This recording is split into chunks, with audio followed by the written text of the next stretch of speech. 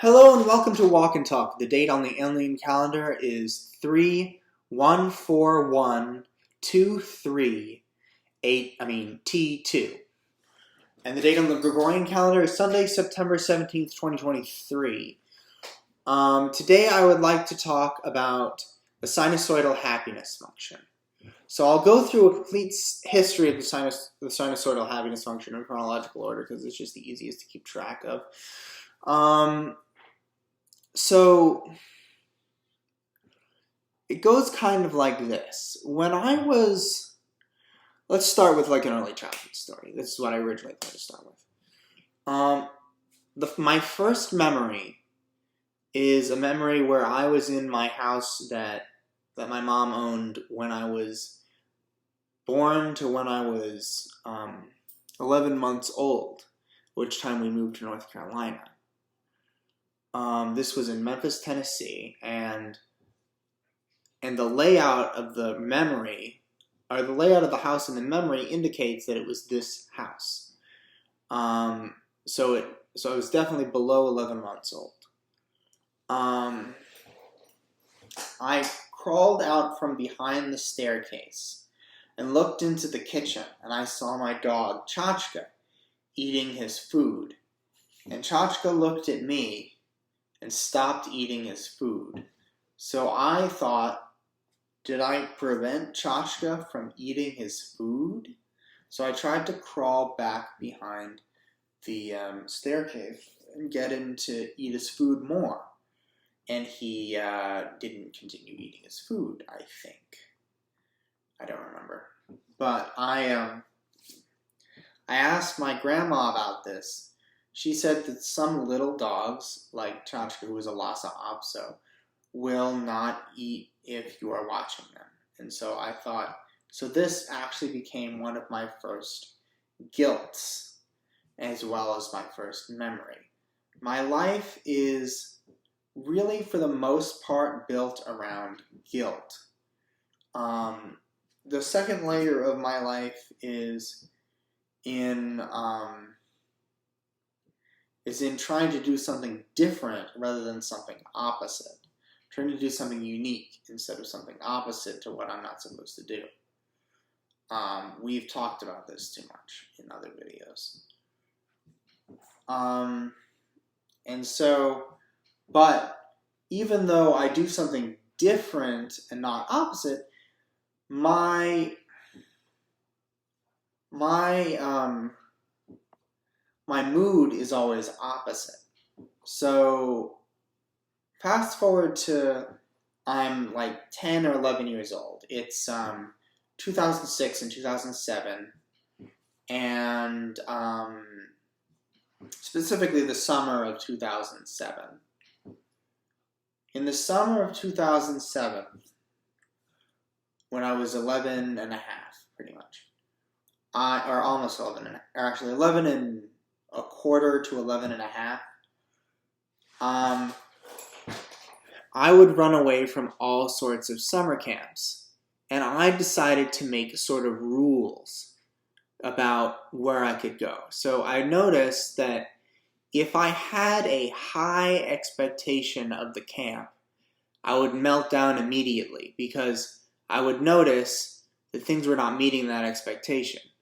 If I had a low expectation of a camp, I would actually do something that I've talked to people and no one else does this, but I would just notice that there are things in the camp that don't align with my negative expectations but are better, and I would notice things that I wasn't expecting that were good, I would notice things that go against my negative expectation in a positive way, actually, is what I would do. I forget what I just said. I was sort of scrambling. So I would see things that went against my expectation in a positive way, and I would decide, this is a good camp. But then the problem is, once you feel happy in an environment, it becomes a positive expectation. So then the camp collapses the next time you go there. So my rule was that if I go to a camp, I have to have a negative expectation, and also that I can't go to the same camp twice. These are like week at a time camps. So I'm asking my mom to come up with 12 camps every summer. And then when I was 12 to 16, I like around like maybe 10th or 11th grade, I started figuring out that if I chose the camp, which I could then do a little bit, my expectations must be really high. So I shouldn't go to a camp that I chose. The idea was that I should really give it the onus to my mom to find the 12 camps every summer. And of course, not just the 12 camps, but school every year, after schools, jobs, going forward, all sorts of things. Ideally, relationships as well.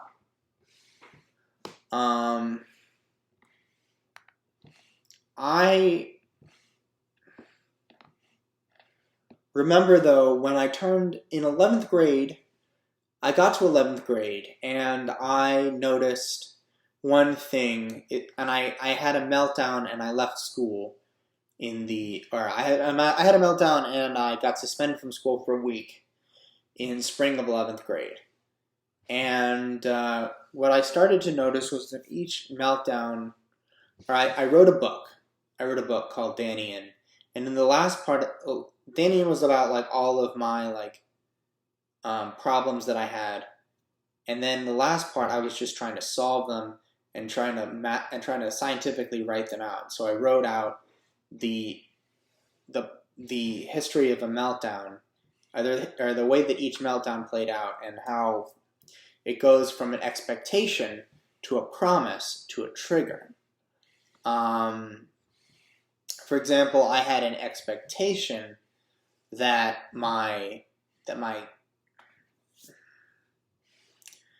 hi8 tapes from my old camcorder were going to be emailed to me 3 months after I sent them, as defined by 3 weeks after I sent them, as defined by TapeScan, who I sent them to, and they didn't come back for 3 months. So that was the expectation destroyed.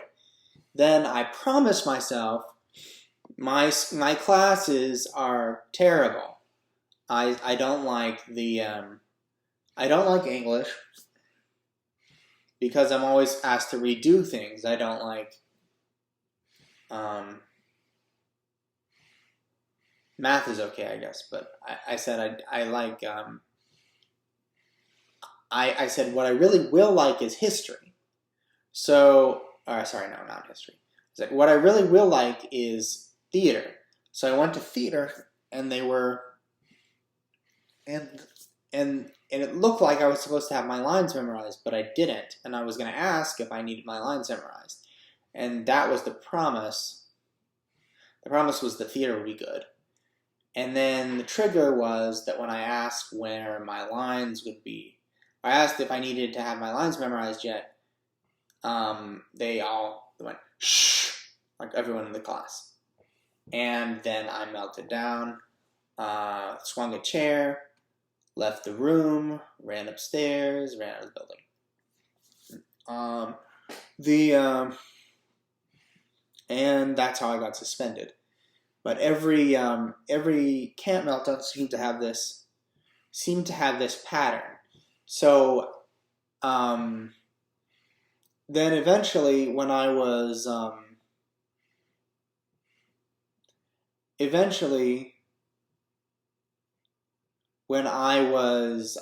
in the next age, so let's say 20 to 24, 2016 to 2020, I started defining this scenario as the EPT model, and I would write ways to go back along EPT. So if I if I had an expectation that if I had an expectation that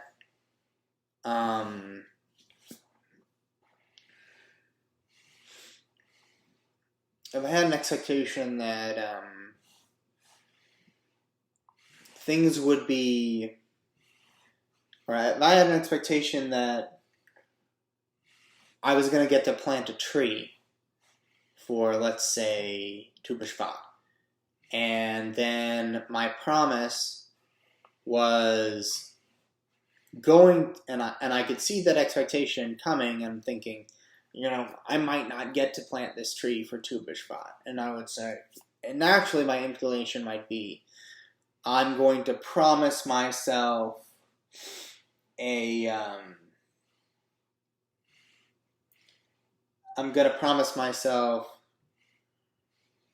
that I'm going to get a potted plant. And then I realized, but if I look at this, I'd say, how am I going to get a potted plant? And so I put a counter promise or something else. I say, if I don't get the potted plant, then I'm gonna draw a tree in my sketchbook. It's really like,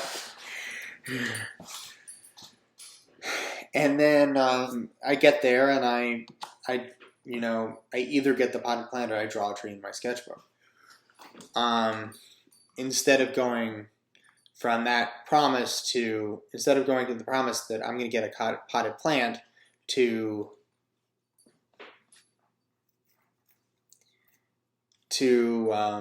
freaking out that my mom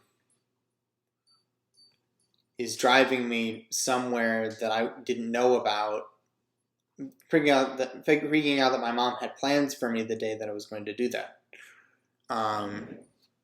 which is a common thing. The triggers are all like things that happen to me all the time, but they don't trigger me unless I get all the way down the line. So this is a completely made up scenario. That was a completely made up scenario.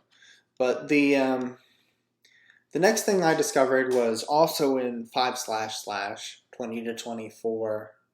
It was later. It was in the 22 to or it was in the 21 to 22 year of school, and I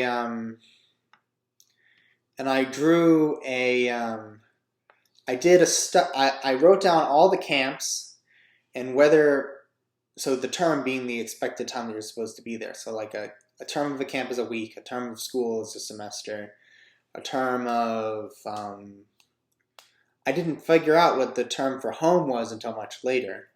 But then you got the term for home is constantly expanding. But then you got the term for grade school is a year. You got the term for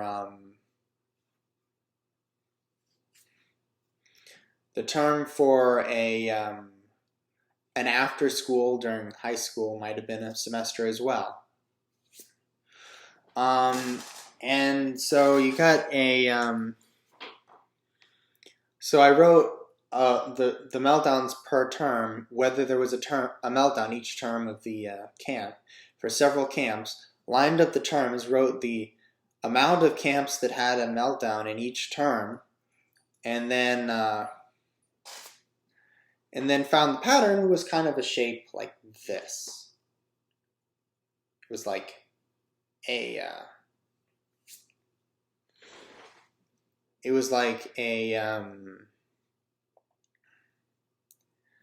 curve that started low, quickly went high, but then flattened out completely at 60%.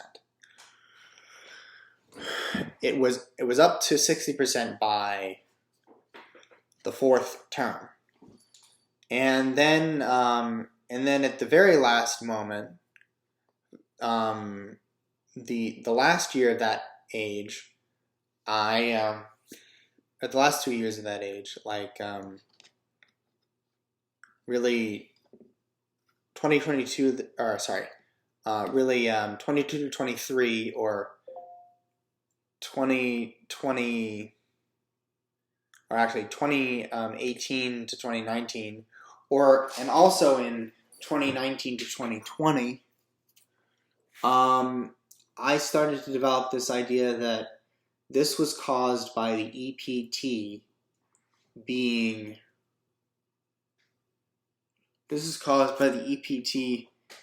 like a flowchart, and you could go in either direction from either EP or T. And then as each point you had a 50% chance of going up and a 50% chance of going down. You could show the percentage that was let out at each turn, or each 3 turns, because you can go from E to P to T in one term. You could show the amount that was going out in each term, and it came out to the exact same as it came out eventually, once I figured out how to structure it, to the same as the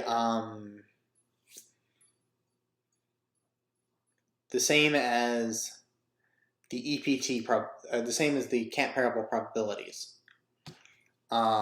which were what I was talking about before, that I took with the probabilities of. I took where the percentage of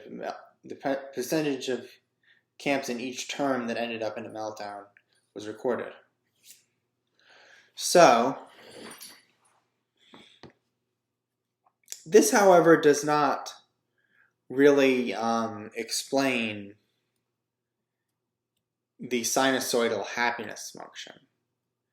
The sinusoidal happiness function is a sinusoidal happiness function shows that it goes up and then down and then up and then down. That would fall more in line with the original model from when I was 11. If you look at this, although if you look at the real model, or if you look at the model that me and my mom came up with in the 3Ha age, which is 24 to 32, you look at that time, and it goes to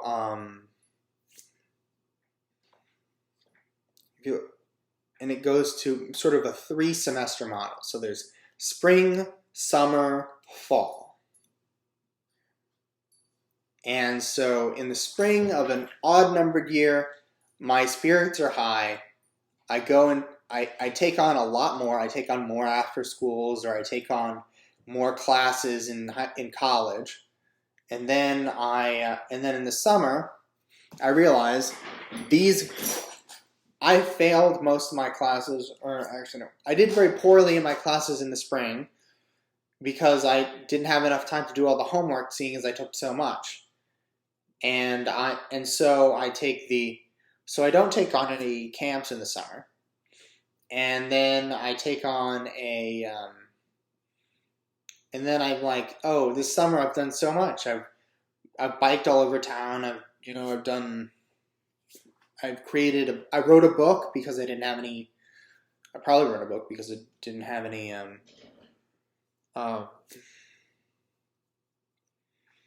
Didn't have any place to be, and so I'm gonna take on.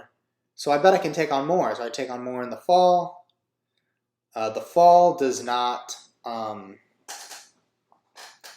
The fall is just like the spring because I've taken on so much that I can't get all my work done, so I fail some of my classes. And then in the spring of the even numbered year, I say, oh, I can take on. I took on so much last semester and I didn't get it. I must have to take on less, so I take on way less. And then I finish everything. I finish all the homework. I do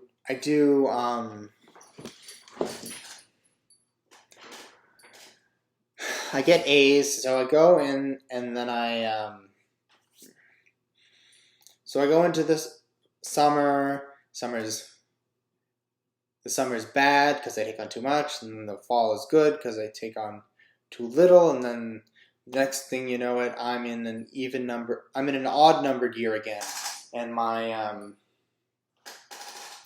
I think, oh, because I took on so little in the even numbered year, the odd numbered year, or I say, oh, because I did well in the odd numbered year, I must be able to take. Because I did well in the even numbered year, I must be able to take on more than I thought. So I take on more than I thought, and the cycle starts over again.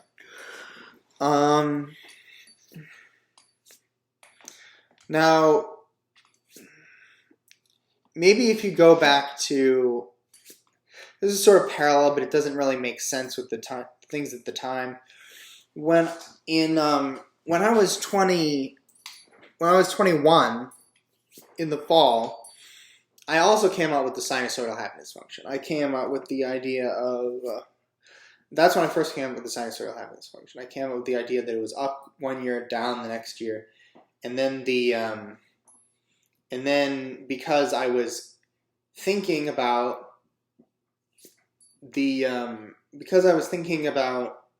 the last time that everything was the same, I was in this. I was thinking about the half the current age. So because I was thinking about half the current age, a second sine wave for half the current wavelength, or for twice the current wavelength, is added. And then later, thinking about half the current age, so a third sine wave for a quarter the first wavelength is added. And then so on. And then you have but the problem with that is that happiness is actually the first derivative of living conditions. So this is the differential equation for your living conditions. Your happiness is dependent on how fast things are getting better. So if things get better, you're happy. If things get worse, you're unhappy. If things stay the same, you're neutral. But if things are already really good or already really bad, it really doesn't matter. So if you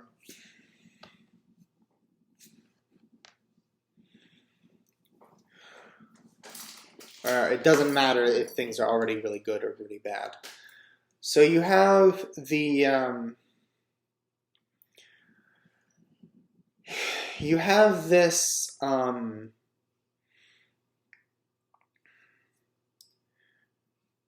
you have this thing where when you take the derivative of this, they go from sine waves to cosines. They go from sine waves to cosine waves. So now they all start at 1, at 0. But then each wave is multiplied by its omega. So now the longer waves are much shorter, are much less high, and the shorter waves are much higher, which is good because with the sinusoid,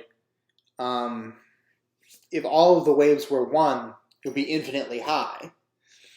But now if all of the waves are 1, it converges to pi over 2 plus pi over 4 plus pi over 8 plus pi over 16 plus pi over, which is really just 2 pi.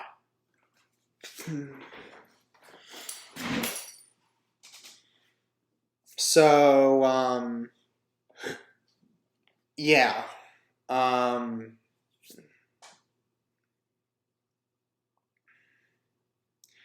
That's the function that represents my life, I can look at it, I can find, you know, I can find the current year and I can say, was this year better than this year? Yeah, I think it was. And I know that's not really the most scientific thing, but it's sort of a, but I also have drawings that I made of the sinusoidal happiness function before I knew its mathematical formula and punched it into a calculator, and it does look very similar. There are there's sort of a it's funny because if you look at it in memory, there's sort of a bias that might make them a little bit different, but you can see where it comes from. There's a bias for things that are more recent to be more exact. So the recent years are more like this, and then the things in the past seem more like that because you're thinking more long scale in terms of time in the past.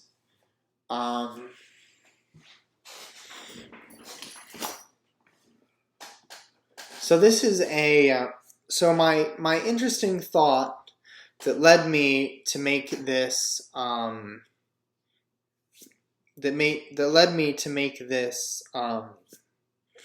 video is that when I asked, I went to this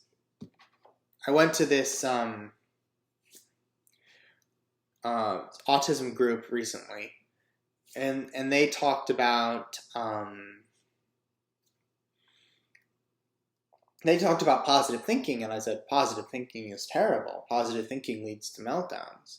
If I have a positive thought, or if I'm expecting something good, it just very quickly goes from I'm expecting cake in my lunchbox today because it goes from I'm excited for the cake in my lunchbox today because it's my birthday to if I don't get this cake in my lunchbox, I'm going to hit someone. If I think negatively, I can actually recognize, you know, when those negative things aren't happening and be happy.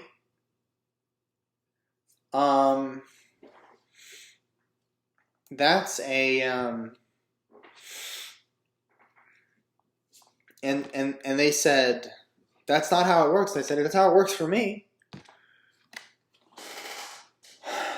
I don't know if I think people I don't know why it works differently for other people. And so that's why I'm making this video. See you in the future, Future Dad.